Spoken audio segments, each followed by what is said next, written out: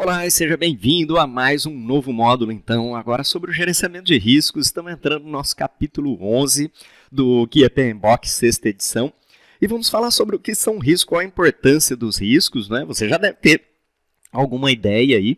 Muitas vezes a gente confunde alguns conceitos de gerenciamento de riscos e acaba tendo dificuldade em todos os outros processos. Então, a primeira coisa que a gente vai ver nessa aula introdutória aqui é o que são riscos, já vai estar no próximo slide, já vou adiantar isso para você, e como é que a gente faz para poder gerenciar os riscos do projeto. Os riscos, eles são incertezas quantificadas, já para a gente poder ter esse conceito aqui na cabeça, incertezas quantificadas. O que significa isso?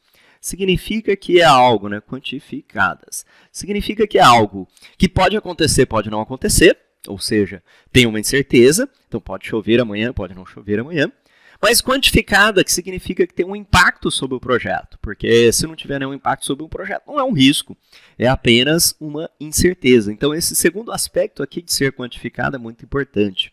E por que nós precisamos gerenciar os riscos do projeto? A motivação aqui talvez seja uma das áreas que as pessoas mais falam, e, em geral, não aplicam tão bem assim.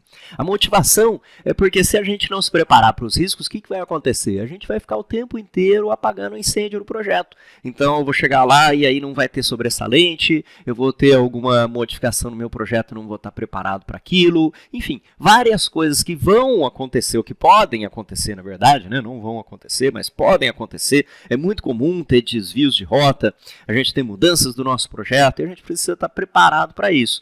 Você vai absorver uma mudança sempre através da integração, lá no controle integrado de mudanças, mas se a gente já estiver preparado para ela num plano A, plano B e plano C, isso vai estar no nosso plano de risco e eu não preciso nem pensar na hora que acontecer alguma coisa, eu já vou tomar ação. Mais ou menos, vamos pensar que o seguro do carro é uma maneira de gerenciar os riscos, certo? Então, eu não preciso pensar quando o meu carro for roubado, o que eu vou fazer, se eu vou comprar outro, se eu vou ligar para a polícia, se eu vou pedir um carro emprestado, como é que eu vou fazer para ir trabalhar sem carro, não preciso. Eu já tenho o meu plano B engatilhado. Então, roubou meu carro, pego o telefone, ligo para a seguradora e está resolvido, porque eu já tenho o plano B, que seria um plano de gerenciamento de riscos, ok? Então, se quebrar alguma coisa ali importante do meu projeto, aí eu vou ter que procurar outro fornecedor, procurar um outro sobressalente. Não.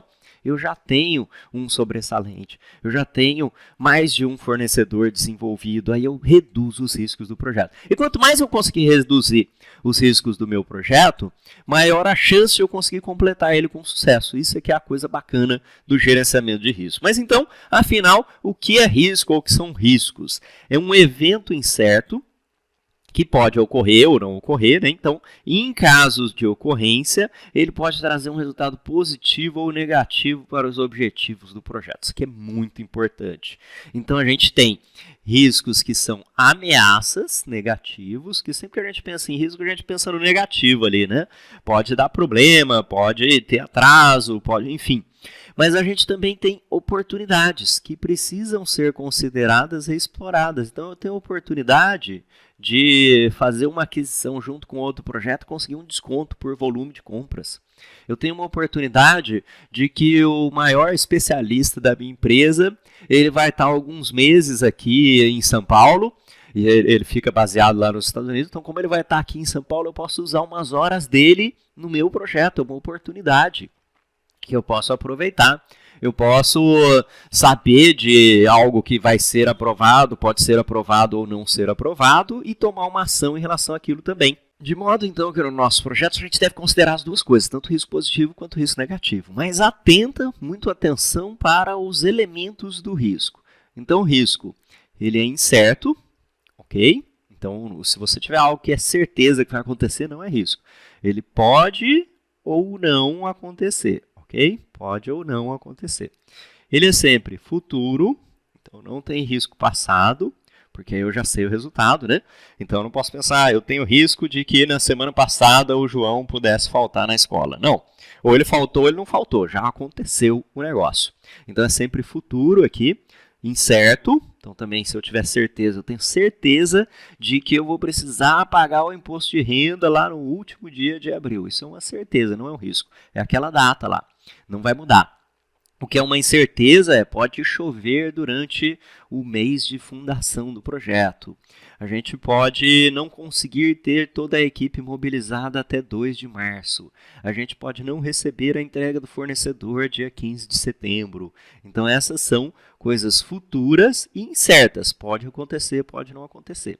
E sempre que tenha um impacto sobre o projeto, Esses 3 elementos é que constituem o risco, né? Incerto, futuro e que possui um impacto sobre um objetivo do projeto. Porque se não tiver impacto nenhum também, aí não é risco, ok? Então eu posso pensar, amanhã pode chover, pode não chover. É uma incerteza. Isso causa algum atraso no meu projeto, algum custo a mais, alguma mudança de escopo? Não, o meu projeto aqui é fazer um curso online, então se chover, se não chover, não vai mudar nada, eu vou continuar dando o curso, você vai se conectar aí, vai também poder assistir o curso, então não é um risco para a gente. Se a gente fosse fazer um curso que fosse aberto, num campo aberto, por exemplo, né? Vamos fazer uma dinâmica de projetos e vai ser num estádio de futebol, por exemplo. Se chover, é um risco, a gente vai ter que cancelar o evento, vai ter que pôr uma nova data, ou vai ter que providenciar algum tipo de cobertura que vai nos dar um custo a mais, enfim. Você entendeu a ideia, né? Incerto, pode acontecer, pode não acontecer, sempre para o futuro e que sempre tem um impacto no projeto. Porque muita gente coloca coisas que são risco no projeto, não sei se já aconteceu com você, né? Mas reflete aí em projetos que você participou que fere algum desses elementos. E aí não é um risco. Então, por exemplo, se eu colocar a economia como um risco lá no meu projeto. Poxa, o meu projeto não vai usar recurso nenhum, né? A gente precisa de R$10 para fazer o projeto, o orçamento já está aprovado, estou com os R$10 no bolso. Então, se houver alguma mudança econômica, não é um risco no meu projeto. Pode afetar outras coisas da organização, mas para o meu projeto em si, não vai ter um impacto. Eu posso, enfim, outras coisas que poderiam acontecer, mas que não impactassem o meu projeto, ok? A área de gerenciamento de riscos tem processos relacionados à identificação, então eu quero saber quais são essas incertezas, ameaças e oportunidades. Aí eu vou precisar analisar e priorizar. Então, análise e priorização. E é o nosso controle e planejamento das respostas aos riscos aqui. Então, a gente vai planejar as respostas ao risco, vai implementar essas respostas, vai controlar as respostas. E o grande objetivo, né, a grande motivação dessa área aqui é minimizar a probabilidade ou impacto das ameaças ou riscos negativos e aumentar os impactos e as probabilidades dos riscos positivos ou oportunidades, ok? A gente tem aqui nessa área 7 processos, um novo processo aqui no Guia PMBOK 6ª edição, e a gente vai ter uma aula para cada um desses processos aqui.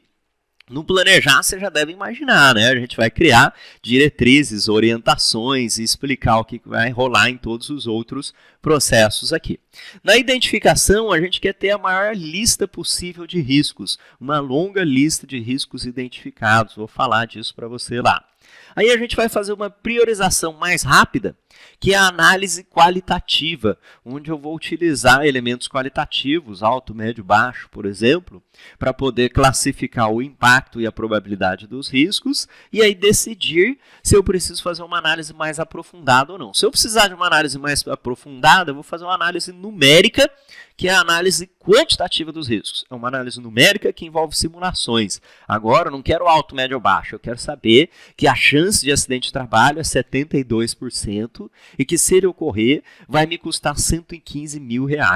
E eu quero fazer as simulações para poder saber se eu deveria responder aquilo ou não. Essa é a análise quantitativa, numérica. Baseado nas duas análises aqui, a gente vai planejar nossas respostas. A gente vai ver estratégias lá de evitar, transferir, mitigar, aceitar, criar contingência. Essas respostas podem envolver várias ações, como, por exemplo, seguro, sobressalente, enfim, uma série de outras coisas aqui. E essas respostas, tudo isso aqui, atenção, né? Tudo isso aqui é planejamento, ok? Tudo isso aqui é planejamento. E a partir disso aqui, eu vou entrar na execução, que é o 11.6, Vou implementar essas respostas, agora vou precisar contratar o seguro, comprar o sobressalente, enfim, fazer todas as coisas que estiverem lá no plano. E no controle, temos um processo no controle que é monitorar os riscos, monitoramento e controle, que significa observar se eu tenho novos riscos ou quaisquer outras modificações ali que sejam necessárias para a gente no plano de gerenciamento dos riscos, ok? Então vamos lá dar uma olhada em cada um desses nossos processos nas outras aulas deste módulo de gerenciamento de riscos. Um grande abraço e até a próxima aula.